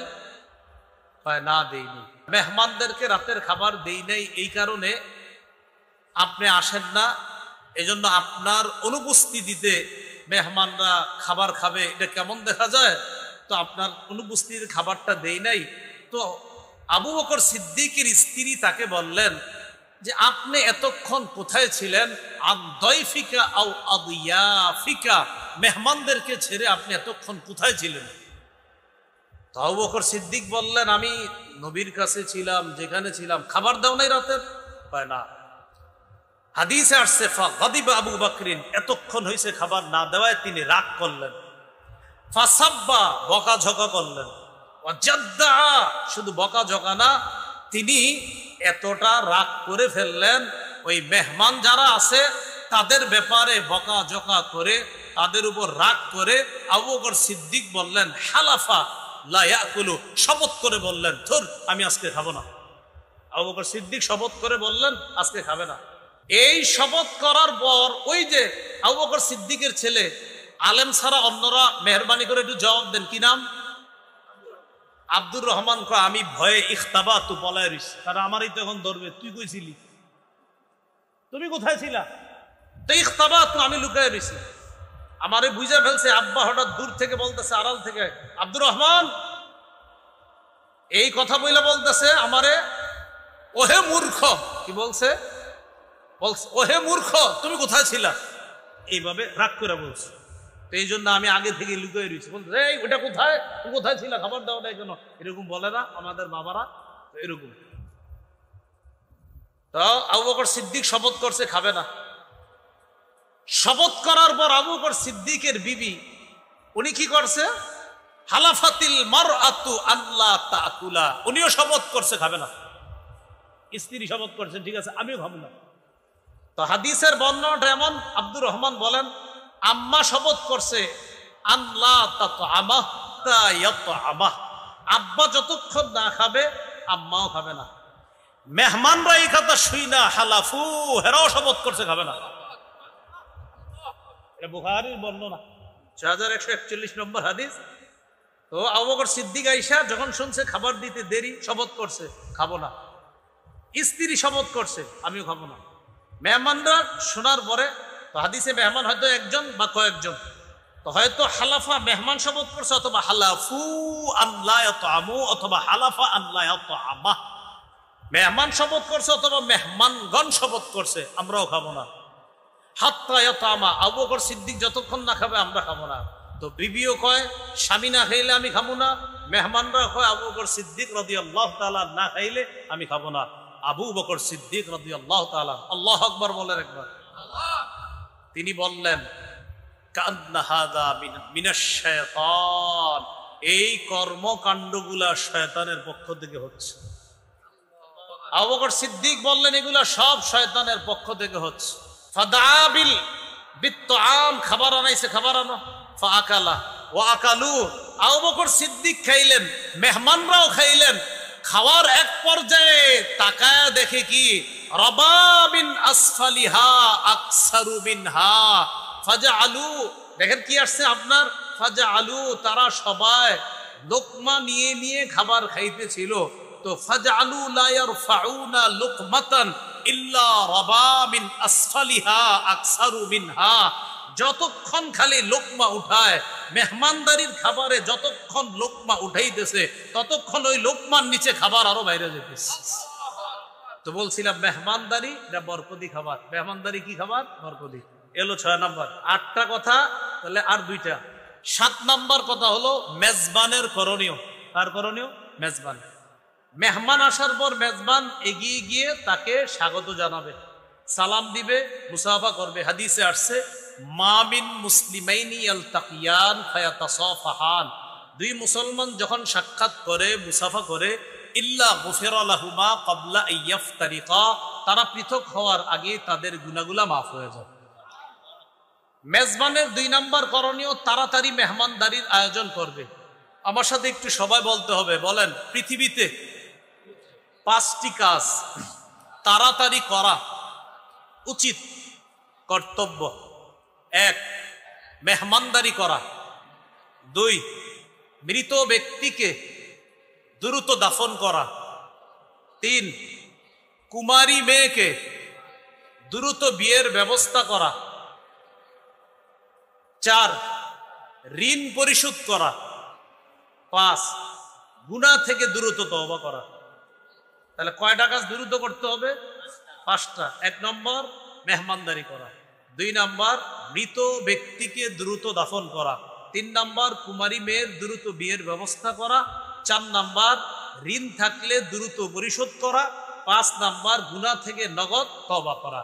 তাহলে মেজবানের 2 নাম্বার করণীয় দ্রুত মেহমানদারির আয়োজন করা। এটা হলো তার 2 নাম্বার করণীয়। মেহমানের করণীয় হলো মেহমান মেজবানের বাসায় অসময়ে আসবে না, বরং এমন সময়ে আসতে হবে আগে থেকে তারে জানায়া দিতে হবে, অথবা এমন সময় আসবে যে সময় আসার পরে মেজবানরা তার জন্য খাবার প্রস্তুত করতে পারে, এমন সময় আসতে হবে। সূরা আহজাবে আল্লাহ বলেছেন লা তাদখুলু বুয়ুতান নবী, নবীর ঘরে প্রবেশ করবা না। নবীজি তার অলিমায় সাহাবীদেরকে দাওয়াত দিয়েছিলেন, তো আল্লাহ বলছেন নবীর ঘরে প্রবেশ করবা না, ইল্লা আইয়ুযানা লাকুম ইলা তাআম, হ্যাঁ তবে যদি অনুমতি দেওয়া হয় খাবারের তাহলে প্রবেশ করবা। এলো মেহমানের 1 নাম্বার করণীয়, অসময়ে আসবে না, বরং এমন ভাবে আসতে হবে যেন মেজবানের কষ্ট না হয়। 2 নাম্বার করণীয়, মেহমান কোনো খাবারের দোষ ধরবে না। মা আবা রাসূলুল্লাহ সাল্লাল্লাহু আলাইহি সাল্লাম তো আমান কত্তু, রাসূলুল্লাহ সাল্লাল্লাহু আলাইহি সাল্লাম কোনো খাবারের দোষ ধরতেন না। ইনিশতাহাহু আকালা ওয়া ইন কারিহাহু তারাকা, ভালো লাগলে খাইতেন, না লাগলে খাইতেন না, কিন্তু বলতেন না এটা খারাপ, এরকম দোষ ধরতেন না। এটা হলো মেহমানের আরেকটা করণীয়। 3, মেহমান মেজবানকে কষ্ট দিবে না, এই কাজটা মনে রাখা দরকার। রাসূলুল্লাহ সাল্লাল্লাহু আলাইহি সাল্লাম বলেন লা ইয়াহিল্লু লিমুসলিমিন আইয়ুকিমা ইনদা আখিহি, কোন ব্যক্তি মুসলমানের জন্য বৈধ নয় সে তার ভাইয়ের কাছে এমন ভাবে থাকা শুরু করে হাত্তা ইউসিমা, যে মেজবানকে কষ্ট দেয়। সাহাবীরা প্রশ্ন করলেন কাইফা ইউসিমু, হুজুর কষ্ট দেওয়ার মানে কি? নবীজি বললেন আইয়ুকিমা ইনদা আখিহি, তার ভাইয়ের কাছে এমন ভাবে অবস্থান করে লা শাইআ লাহু ইউকাররিবুহু বিহি, যে আর কিছুই থাকে না দেওয়ার মতো। মেহমান যেই ঘরে গেছে হয়তো তারা আয়োজন করছে 10, এটাই স্বাভাবিক, 30 জনের তো আয়োজন করে না নিশ্চিত। ওই বেচারা কি করে তখন লজ্জায় বলতেও পারে না, যান চানাচুর দেয়, কমলা দেয়, আনার দেয়, আঙ্গুর দেয়, যেন এগুলো খায়া চইলা যায় অন্যরা, না যাবো না আমরা। ভাই বিষয়গুলা মাথায় রাখা। এই জন্য হুজুর যার সাথে মুসাফা করতে যান উনিও তো বলবে না চলে যান, কারণ উনি এখানে মেহমান, উনি তো এই কথা আপনাদেরকে বলতে পারে না। আবার মেজবানও বলতে পারতেছে না যে দেখেন 10 জনের মেহমানদারির আয়োজন আছে, বাকি 20 জন চলে যান, বেচারাও বলতে পারে না। এটা আমাদের আকল খাটাইতে হবে, এই বিষয়গুলো যেন না হয়। ভাই আমরা এগুলো মনে রাখবো কিন্তু ইনশাআল্লাহ। তো এটা মেহমানের একটা করণীয়। সর্বশেষ মেহমান দোয়া করবে আফতারা ইনদাকুমুস সাইবুন, হ্যাঁ আকালা ইনদাকুমুল আবরার ওয়া আফতারা ইনদাকুমুস সাইমুন, পুরাটা দরকার নেই সাল্লাত আলাইকুমুল মালাইকা, শুধু একটু বাংলায় বলবেন তোমাদের খাবার, বলেন তোমাদের খাবার ভালো মানুষরা গ্রহণ করুক। এই দোয়াটা করতে পারবেন না ইনশাআল্লাহ? এরপর আর বলেন আল্লাহ এই মেজবানের খাবারে বরকত দেন, মেজবানকে মাফ করে দেন। এতটুকু বলা যাবে তো ইনশাআল্লাহ? সহিহ মুসলিমে আছে, আরবিটা হলো আল্লাহুম্মা বারিক লাহুম ওয়া ফিমা রাযাকতাহুম ওয়াগফির লাহুম। আল্লাহ তাদেরকে মাফ করে দেন, তাদের রিজিকে বরকত দান করেন। আপনারা বাংলায় বলবেন আল্লাহ তাদের ঘরের খাবার যেন ভালো মানুষরা খায়। আর হাদিসে আছে নবীজি বলেছেন লা ইয়াকুলু তাআমাকা ইল্লা তাকিয়ুন, তোমার খাবার নেককাররা ছাড়া যেন অন্যরা না খায়। সূরা জারিয়াতের 24 থেকে 27 নম্বর আয়াতে আল্লাহ তাআলা বলেন হাল আতাকা হাদিসু দাইফি ইব্রাহিম আল মুকরামিন, নবী আপনার কাছে কি ইব্রাহিম নবীর সম্মানিত মেহমানদের বৃত্তান্ত এসেছে? ইয দাখালু আলাইহি, যখন ইব্রাহিম নবীর মেহমানগণ ইব্রাহিম নবীর কাছে প্রবেশ করলেন, ক্বালু সালামা, তারা ইব্রাহিম নবীকে বললেন সালামা, সালাম। ক্বালা সালাম, ইব্রাহিম নবী জবাবেও বললেন সালাম। তারা শান্তির দোয়া করলেন, ইব্রাহিম নবী পাল্টা শান্তির দোয়া করলেন। কওমুম মুনকারুন, মনে মনে বললেন এরা তো অপরিচিত মানুষ। আর অপরিচিত মানুষদেরকে ইব্রাহিম নবী মেহমানদারি করতেন। ফারাগা ইলা আহলিহি, দ্রুত ইব্রাহিম নবী তার পরিবারের কাছে গেলেন। ফাজাআ বিইজলিন সামিন, একটা গরুর বাছুরকে ভাজি করে মেহমানদের সামনে এনে ফাকাররাবাহু ইলাইহিম, ওই গরুর বাছুর ভাজি করে ভাজা বাছুরটা মেহমানদের সামনে পেশ করলেন। পেশ করার পর বললেন আলা তাকুলুন, আপনারা কি খাবেন না? তাফসীরের কিতাবে আসছে ইব্রাহিম নবী তাকায়া দেখে মেহমানদের হাত খাবারের দিকে যায় না। ইব্রাহিম নবী বললেন আপনারা কি খাবেন না? তো মেহমানরা ইব্রাহিম আলাইহিস সালাতু ওয়াস সালামের হালাত বুঝতে পারছে। ফাআউজাসা মিনহুম খীফা, ইব্রাহিম নবী মনে মনে ভয় পেয়ে গেছে, কি ব্যাপার এই মেহমান আবার কারা? মেহমানরা বুঝে ফেলছে ইব্রাহিম নবী যে ভয় পেয়েছে। তখন তারা বললেন ক্বালু লা তাখাফ, আপনি ভয় পাবেন না, ভয়ের কিছু না, আমরা সাধারণ মেহমান না, দুনিয়ার কোনো মানুষ না, আমরা আল্লাহর ফেরেশতা। তারা দুটি উদ্দেশ্যে পৃথিবীতে আসছে। এক নাম্বার, ইব্রাহিম নবীর স্ত্রী সারা আলাইহা সালাতু ওয়াস সালামকে এই সুসংবাদ দেওয়ার জন্য যে তার একটা সন্তান হবে ইসহাক নামে। দুই নাম্বার, ইব্রাহিম নবীর ভাতিজা লূত আলাইহিস সালামের সম্প্রদায়কে ধ্বংস করার জন্য আসছে। ইব্রাহিম আলাইহিস সালামের একজন ভাই আছে, ভাইয়ের নাম হারান। এই হারানের ছেলের নাম লূত আলাইহিস সালাতু ওয়াস সালাম, সেই সম্পর্কে ইব্রাহিম নবীর ভাতিজা। আয়াত থেকে আমরা ইব্রাহিম নবীর মেহমানদারির আলোচনা পাইলাম। সারা জীবন মনে রাখবেন, রাসূলুল্লাহ সাল্লাল্লাহু আলাইহি ওয়াসাল্লাম বলেন কানা আউওয়ালা মান দাইয়াফা দাইফা ইব্রাহিম আলাইহিস সালাতু ওয়াস সালাম, সর্বপ্রথম পৃথিবীতে যিনি মেহমানদারির প্রচলন করেছেন তিনি ইব্রাহিম আলাইহিস সালাতু ওয়াস সালাম। তাহলে কোন নবী মেহমানদারির প্রচলন করেছে? ইব্রাহিম নবী। এরপরে রাসূলুল্লাহ সাল্লাল্লাহু আলাইহি সাল্লামের মেহমানদারি। সহিহ বুখারীর 3 নম্বর হাদিস, হেরা গুহায় নবীজি সাল্লাল্লাহু আলাইহি সাল্লাম অবস্থান করতেছে। জিবরাইল আলাইহিস সালাতু ওয়াস সালাম আসলেন, আসার পর বললেন ইকরা, পড়েন। নবীজি বললেন মা আনা বিকারিইন, আমি পড়তে পারি না। এইভাবে কয়েকবার চাপ দেওয়ার পর বললেন ইকরা বিসমি রাব্বিকাল্লাযী খালাক, পড়েন প্রভুর নামে যিনি সৃষ্টি করেছেন। রাসূলুল্লাহ সাল্লাল্লাহু আলাইহি সাল্লামের জবানে সূরা আলাকের 5টি আয়াত আল্লাহ উচ্চারণের ব্যবস্থা করে দিলেন। নবুয়ত প্রাপ্তি, যে আল্লাহ তাআলা তার নবুয়তের প্রকাশ ঘটিয়েছেন, এই নবুয়তের প্রকাশ ঘটানোর আগেই নবীজি সাল্লাল্লাহু আলাইহি সাল্লামের মেহমানদারির অভ্যাস ছিল। জাম্মিলুনি জাম্মিলুনি, আমাকে তোমরা কম্বল দিয়ে ঢাকো, আমাকে চাদর দিয়ে ঢাকো তাড়াতাড়ি। ফাজাম্মালুহু, তারা পরিবারের সদস্যরা নবীজিকে চাদর আবৃত করলো, বস্ত্রাবৃত করলো। করার পর সুম্মা ক্বালা লি খাদিজা আও আখবারাহাল খবরা, জিবরিল আমিনকে নবীজি দেখলেন। পুরা ঘটনাগুলো আল্লাহ নবী আম্মাজান খাদিজাকে খুলে বললেন।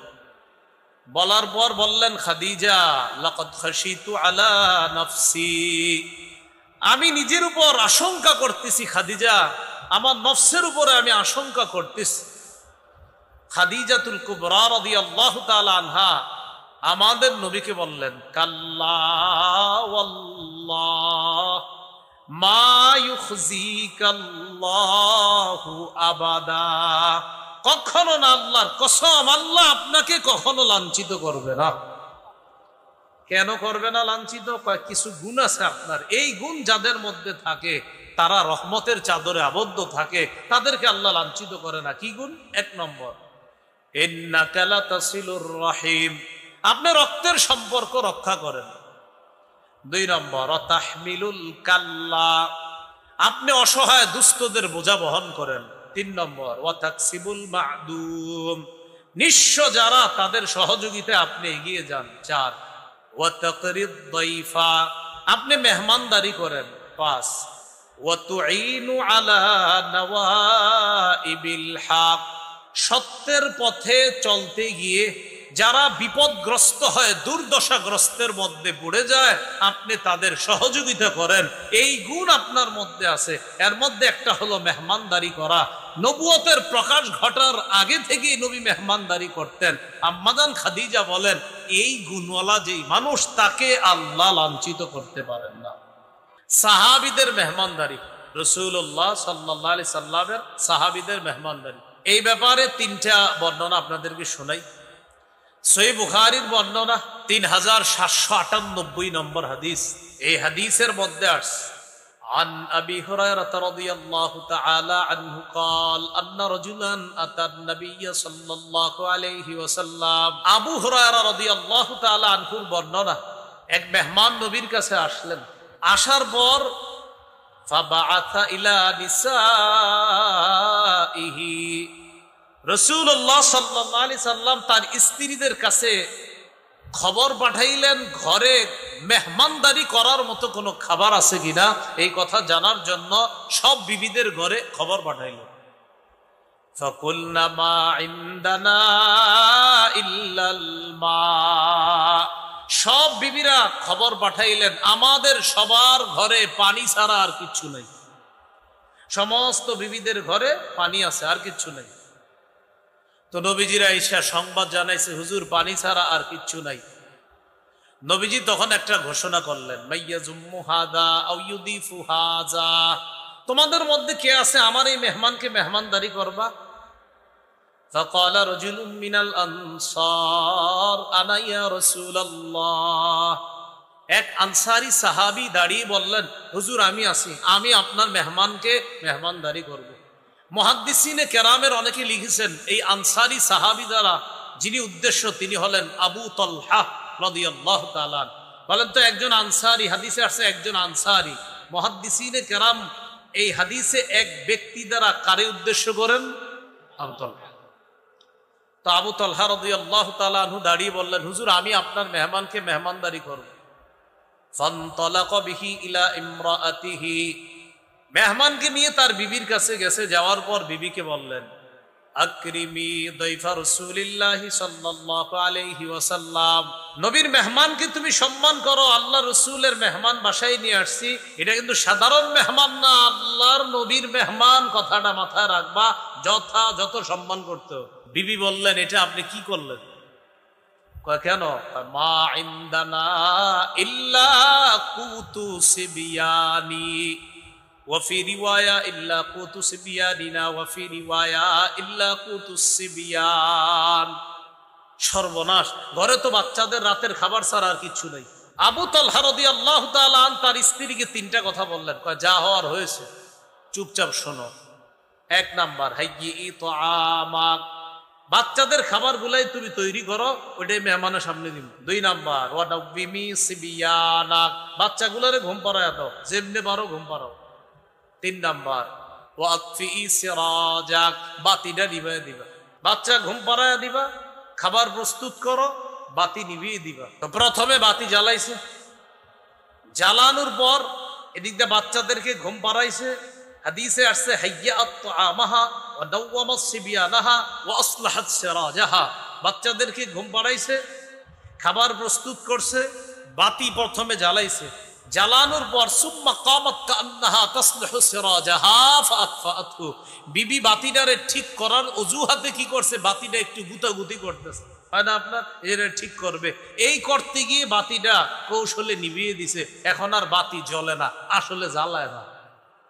তো হাদিসে যে বাক্যটা আসছে আপনাদেরকে আমি শোনাই, কি আসছে, ফাজআলা ইউরিয়ানিহি আন্নাহুমা ইয়াকুলান, স্বামী স্ত্রী দুইজন মেহমানকে বুঝাইতেছে আপনিও খান আমরাও খাইতেছি, অন্ধকার মেহমান খাইতেছে, এদিক দিয়ে স্বামী স্ত্রী দুইজন বুঝাইতেছে আপনিও খান আমরাও খাইতেছি, তারাও খাওয়ার অভিনয় করতেছে।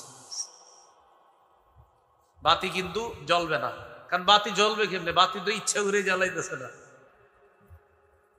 তো মেহমানদারির পর্ব শেষ, যা হবার হয়েছে। ফালাম্মা আসবাহা গাদা ইলা রাসূলিল্লাহি সাল্লাল্লাহু আলাইহি ওয়াসাল্লাম, সকালে নবীজির কাছে গেছে, যাওয়ার পর নবীজি সাহাবীর দিকে তাকায় বলে, লাকাদ আজিবাল্লাহ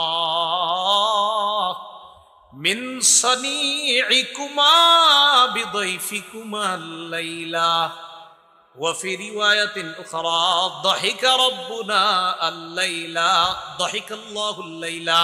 কি ব্যাপার, তুমি আর তোমার বিবি গত রাতে মেহমানের সাথে কি করেছো? তোমাদের এই সুন্দর কর্মকাণ্ড আর মেহমানদারিতে আল্লাহ এত খুশি হয়েছে, খুশিতে আল্লাহ হেসে দিয়েছে। এ হলো সাহাবীদের মেহমানদারি। শুধু তাই না, আল্লাহ কোরআনের আয়াত নাজিল করছে সূরা হাশরের 9 নম্বর আয়াত, ওয়ায়ুসিরুনা আলা আনফুসিহিম ওয়ালাউ কানা বিহিম খাসাসা। সাহাবায়ে কেরামের অবস্থা এমন, তারা নিজেদের প্রয়োজন থাকা সত্ত্বেও অন্যদেরকে নিজেদের উপর তারা প্রাধান্য দেয়। এই হলো সাহাবায়ে কেরামের মেহমানদারি একটা দৃষ্টান্ত বললাম। আর একটা দৃষ্টান্ত শুনি আমরা। ইবনে আবিদ দুনিয়া তার কিতাবে আনছে 20 নম্বর হাদিস, তিনি আসহাবে সুফফার ব্যাপারে একটা বর্ণনা আনছে। আসহাবে সুফফা হলো মদিনায় নবীজি সাল্লাল্লাহু আলাইহি সাল্লামের প্রতিষ্ঠিত মাদ্রাসা, মাদ্রাসাতুস সুফফার ছাত্ররা, তাদেরকে আসহাবে সুফফা বা আহলুস সুফফা বলা হয়। মনে রাখতে হবে, আমাদের মক্কায় নবীজির প্রথম মাদ্রাসা প্রতিষ্ঠিত দারুল আরকাম, আর মদিনার মাদ্রাসাটা মাদ্রাসাতুস সুফফা।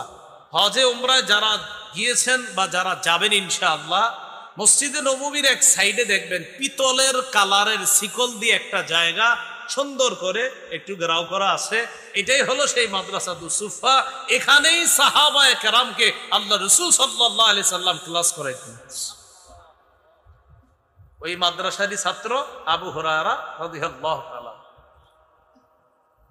তো তিনি মুহাম্মদ ইবনে সিরিন থেকে একটা বর্ণনা, সেই বর্ণনা আসছে, কানা আহলুস সুফফাতি ইদা আমসাও, নবীজির ছাত্ররা আহলুস সুফফা আবা আসহাবে সুফফা বাসী, তারা যখন রাত হইতো, ফানতালাকার রাজুলু বির-রাজুল ওয়ার-রাজুলু বির-রাজুলাইন ওয়ার-রাজুলু বিল-খামসা, এক সাহাবী একজন ছাত্রকে বাসায় নিয়ে যেতেন, কোন সাহাবী দুইজনকে বাসায় নিয়ে যেতেন, কোন সাহাবী 5 জন ছাত্র বাসায় নিয়ে যেতেন, কোন সাহাবী একজন রে, কোন জন 2 জনকে। আপনারা যেমন এই লজিং খাওয়ান না, লজিং জায়গির, তো কোন সাহাবী একজনকে বাসায় নিয়ে যেতেন, কেউ আবার 2 জনকে, কেউ আবার 5 জনকে।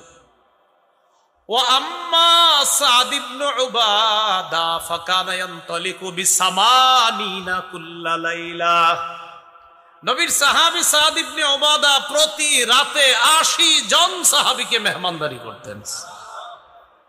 কয়জন? এ হলো সাহাবীর মেহমানদারির দ্বিতীয় দৃষ্টান্ত। আর একটা দৃষ্টান্ত ইবনে আবিদ দুনিয়া 49 নম্বর হাদিসে আনছে তার কিতাবে। ইবনে ওমর রাদিয়াল্লাহু আনহুমার বক্তব্য, আন আব্দুল্লাহ ইবনে ওমর রাদিয়াল্লাহু তাআলা আনহুমা আহাব্বুত তুআমি ইলাল্লাহ মা কাসুরাত আলাইহিল আইদি, যেই খাবারের মধ্যে সবচেয়ে বেশি হাত পড়ে এই খাবার আল্লাহর কাছে সবচেয়ে পছন্দনীয়। অর্থাৎ যেই খাবারে মেহমান বেশি হয় ওই খাবার আল্লাহর কাছে সবচেয়ে পছন্দনীয়। মেহমানদারির গুরুত্ব, মেহমানদারির গুরুত্ব সম্পর্কে শুধুমাত্র কয়েকটি হাদিস আমরা শুনলে বুঝে আসবে মেহমানদারির কি পরিমাণ গুরুত্ব। সহিহ বুখারীর 6475 নম্বর হাদিস, এই হাদিসের মধ্যে আসছে قال رسول الله صلى الله عليه وسلم من كان يؤمن بالله واليوم الآخر।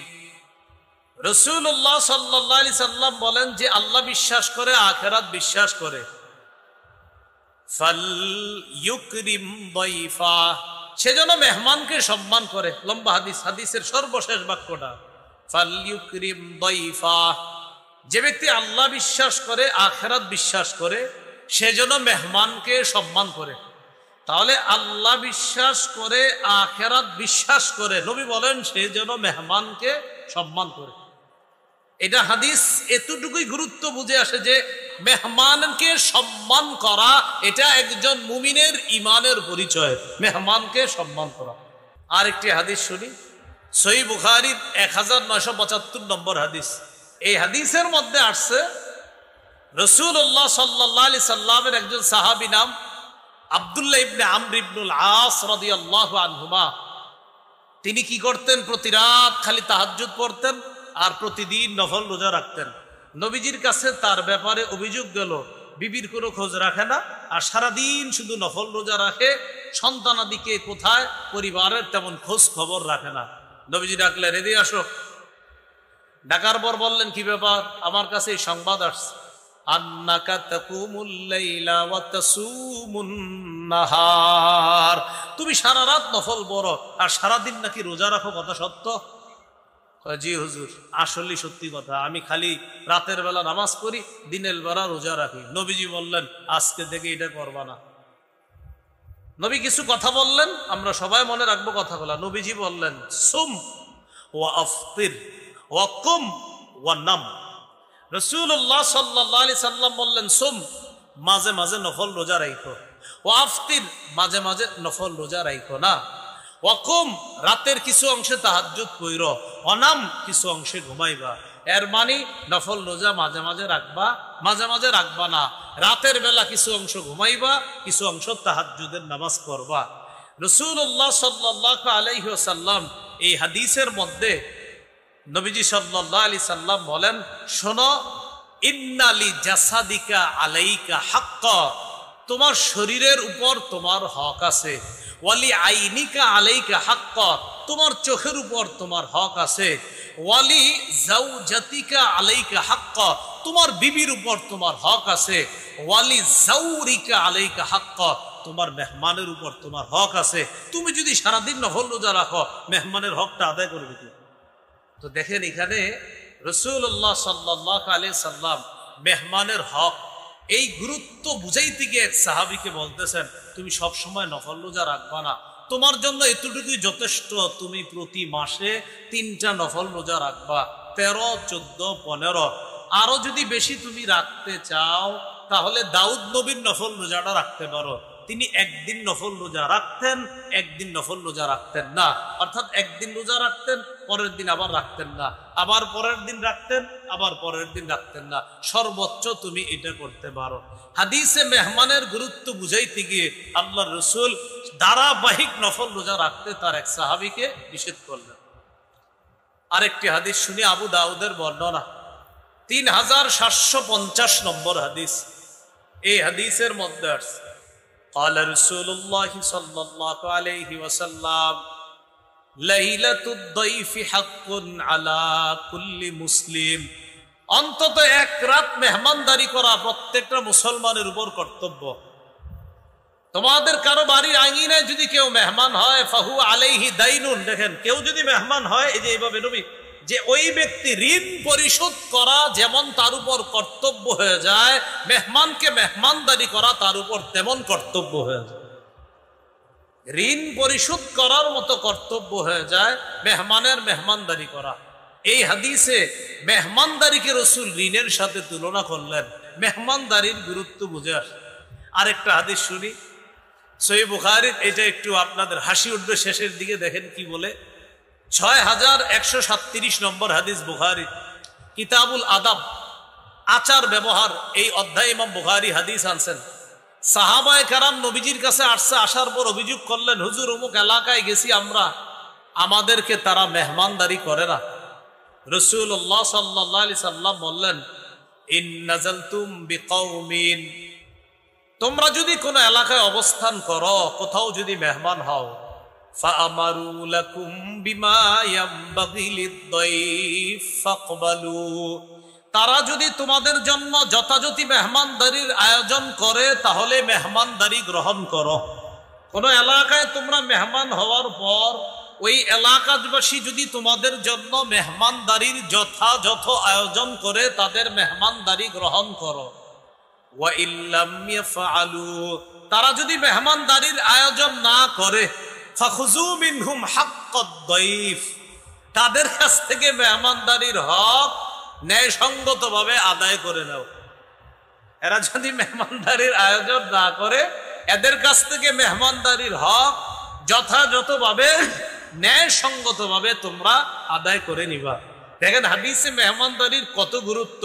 নবীজি কয় মেহমানদারি না করলে আদায় করবা, এটা মানে নবীজি গুরুত্ব বুঝাইলেন হাদিসের মধ্যে। এই হাদিস থেকে স্পষ্ট বুঝে আছে যে মেহমানদারি ইসলামে কতটা গুরুত্ব, বাকিরা সুন্নাহ মোতাবেক হওয়া। আর একটা হাদিস শুনি মেহমানদারির গুরুত্বর ব্যাপারে, তাহলে আমাদের কাছে বিষয়গুলো আরো স্পষ্ট হবে। নবীজির দুইজন সাহাবীর নাম আগে আমরা মুখস্থ করি, এরপর হাদিসটা শোনাবো। বলেন সালমান, আবু দারদা রাদিয়াল্লাহু আনহুমা। কয়জন সাহাবীর নাম মুখস্থ করলাম? একজন সালমান, আরেকজন আবু দারদা রাদিয়াল্লাহু আনহুমা। সহিহ বুখারীর বর্ণনা 6139 নম্বর হাদিস। আখাদ নবী সাল্লাল্লাহু আলাইহি ওয়াসাল্লাম বাইনা সালমান ওয়া আবি দারদা। রাসূলুল্লাহ সাল্লাল্লাহু আলাইহি সাল্লাম সালমান ফারসি রাদিয়াল্লাহু তাআলা আন এবং আবু দারদা রাদিয়াল্লাহু তাআলা আনহুর মাঝে ভ্রাতৃত্বের সম্পর্ক করে দিলেন। ভ্রাতৃত্বের সম্পর্ক, তাদের মাঝে ভ্রাতৃত্বের সম্পর্ক স্থাপন করে দিলেন। ফাজার সালমান আবু দারদা, একদিন সালমান আবু দারদার কাছে গেলেন। যাওয়ার পর গিয়ে দেখে রাআ উম্মাদ দারদা মুতাবাদদিলাতান, আবু দারদার স্ত্রী তার কাপড় চোপড় ময়লা। হযরত সালমান বললেন, কি ব্যাপার, তোমার কাপড় চোপড় এত ময়লা কেন? তখন তার স্ত্রী জবাব দিলেন, আখুকা আবু দারদা লাইসা লাহু হাজাতুন ফিদ দুনিয়া, আপনার ভাই আবু দারদা এত দুনিয়ার কোনো খোঁজ খবর রাখে না, কোথায় তার বিবি, কোথায় তার পরিবার, এগুলা খোঁজ খবর রাখে না, তো আমার কাপড় চোপড় ময়লা থাকবে না কি থাকবে? এই কথা বলার পর একটু পর ফাজা আবু দারদা রাদিয়াল্লাহু তাআলা আনহু বাসায় আসছে। কোন সাহাবী তার বাসায় আসছে? সালমান। সালমান কার বাসায়? আবু দারদা। আবু দারদা বাড়িতে ছিলেন না, একটু পরে আসছে। আসার পর সনা আলাহু তাআমা, বলেন তো মেজবান কোন সাহাবী? আবু দারদা না? আবু দারদা মেজবান, আর মেহমান কোন সাহাবী? সালমান। আবু দারদা খানা নিয়ে হযরত সালমানের সামনে আসলেন। আসার পর বললেন, কুল ফা ইন্নী সাইম, তুমি খাও আমি রোজাদার, তুমি খাও আমি রোজাদার। হযরত সালমান জবাব দিলেন, লা আকুলু হাত্তা তাকুলু, অথবা এইভাবে বলছেন, মা আনা বিআকিলিন হাত্তা তাকুলা, আপনি না খাওয়া পর্যন্ত আমি খাবো না। মা আনা বিআকিলিন হাত্তা তাকুলা, তুমি না খাওয়া পর্যন্ত আমি খাবো না, আমি তো রোজাদার। কখন নফল রোজা আছেন, ভাঙ্গেন, আপনি না খাইলে আমি খাবো না, আপনি না খাইলে আমি খাবো না। আবু দারদা রাদিয়াল্লাহু তাআলা আনহু কি করবে? মেহমানের সম্মান করতে হবে, তো মেহমানের সম্মান রক্ষা করতে গিয়ে নফল রোজা ভেঙে ফেলছে। হাদিসে মেহমানের গুরুত্ব যেটা বুঝাইলাম। খাবার খাইছে, খাওয়ার পর এবার রাত হয়েছে, তো রাতের বেলা সারা রাত নফল নামাজ পড়ে, বিবির খোঁজ খবর রাখে না আবু দারদা। তো সালমান ফারসি ওই দিন কি করছে? আবু দারদা তার সাথেই শুইছে, ওই সালমানের সাথে। ফালাম্মা কানাল লাইল, রাত্র হওয়ার সাথে সাথে জাহাবা আবু দারদা ইয়াকুম, আবু দারদা নামাজে দাঁড়ায় গেছে। হযরত সালমান বললেন রে কি হয়েছে? কয় নামাজ পড়বো। কয় নাম, ঘুমান। তো ঘুম পাড়ায় দিস। ঘুম পাড়ানোর পর একটু পরে ঘুমায় আবার উঠছে। ওটার পর সালমান ফার্সি বলেন কি হয়েছে? কয় নামাজ পড়বো। কয় নাম, ঘুমান। এ নাম মানে আপনার আবার নাম বাংলা নাম বুঝছেন না, নাম আরবি, আরবির বাংলা মানে ঘুমানো। হ্যাঁ, এই নাম মানে আরবি, আমরে হাজের ওয়াহিদ মুজাক্কার হাজিরের সিগা, নাম মানে ঘুমানো। তো নাম, আপনি ঘুমান। তো আবার ঘুমাইছে। ঘুমানোর পর ফালাম্মা কানা আখিরুল লাইল, যখন শেষ রাত হলো তখন দুই সাহাবী দাঁড়িয়ে সাল্লায়া তাহাজ্জুদের নামাজ আদায় করছে। এবার দেখেন ঘটনা যা হওয়ার হয়েছে। সকাল হওয়ার পর আবু দারদা রাদিয়াল্লাহু তাআলা নবীজির কাছে গেছে। কে গেছে? মেহমান না মেজবান? মেজবান। যাওয়ার পর বলতেছে হুজুর এরকম এরকম, আমি রাতে নামাজ পড়ি, দিনে রোজা রাখি। আপনার সাহাবী সালমান দিনের বেলা আমার নফল রোজা ভাঙাইছে, আর রাতের বেলা গত রাতে আমার নামাজ পড়তে দেয় নাই। আমি নামাজে দাঁড়াইছি, কয় ঘুমাও। আবার দাঁড়াইছি, কয় ঘুমাও। শেষ রাতে আমিও তাহাজ্জুদ করছি, সেও পড়ছে। নবীজি বললেন সাদাকা সালমান, সালমান যেটা করেছে সত্য করেছে, সঠিক কাজটাই করেছে। কি করছে? সঠিক কাজ। এখান থেকে আমরা মেহমানদারির গুরুত্ব বুঝলাম। আমাদের মেহমানদারি হওয়া, আমাদের চলন বলন এটা সুন্নাহ মোতাবেক হতে হবে। পঞ্চম আলোচনা মেহমানদারির ফজিলত। এই ব্যাপারে কয়েকটি হাদিস শোনেন। তিরমিজির বর্ণনা 1855 নম্বর হাদিস, মেহমানদারির সবচেয়ে শ্রেষ্ঠ ফজিলত, মরবেন জান্নাতে যাবেন। সুবহানাল্লাহ। 1855 নম্বর হাদিসে রাসূল সাল্লাল্লাহু আলাইহি সাল্লাম বলেন, উ'বুদুর রহমান ওয়া আত'ইমুত তাআম ওয়া আফশুস সালাম তাদখুলুল জান্নাতা বিসালাম। তোমরা রহমানের ইবাদত করো, তোমরা খাবার খাওয়াও, তোমরা সালামের ব্যাপক প্রচার করো, মরণের পর নিরাপদে জান্নাতে প্রবেশ করো। তোমরা রহমানের ইবাদত করো, তোমরা খাবার খাওয়াও, তোমরা সালামের ব্যাপক প্রচার করো, মরণের পর নিরাপদে জান্নাতে প্রবেশ করো। আরেকটা ফজিলত শোনেন, তিরমিজির বর্ণনা 2527 নম্বর হাদিস, 2527 2527 2527 2527। এই হাদিসের মধ্যে আছে ক্বালা রাসূলুল্লাহ সাল্লাল্লাহু আলাইহি ওয়াসাল্লাম ইন্না ফিল জান্নাতি লাগরাফা ইউরা বুতুনিহা মিন যুহুরিহা ওয়া যুহুরুহা মিন বুতুনিহা। জান্নাতে কিছু অনিন্দ্য সুন্দর বালাপ্রাসাদ আছে, বালাখানা আছে, রাজপ্রাসাদ আছে, সুন্দর বালাখানা। যেই বালাখানার ভিতরের সৌন্দর্য বাহির থেকে, আর বাহিরের সৌন্দর্য ভিতর থেকে দেখা যায়, এমন কিছু সুন্দর বালাখানা আছে। এক গ্রাম্য ব্যক্তি দাঁড়াইছে, দাঁড়ানোর পর বললেন লিমান হিয়া ইয়া রাসূলুল্লাহ, হুজুর এই সুন্দর বালাখানা কাদের জন্য? নবীজি বললেন যাদের মধ্যে 4টা গুণ থাকবে তাদের জন্য। সুবহানাল্লাহ। কয়টা গুণ? এক, লিমান আতাবাল কালাম, যে সুন্দরভাবে কথা বলে, উত্তম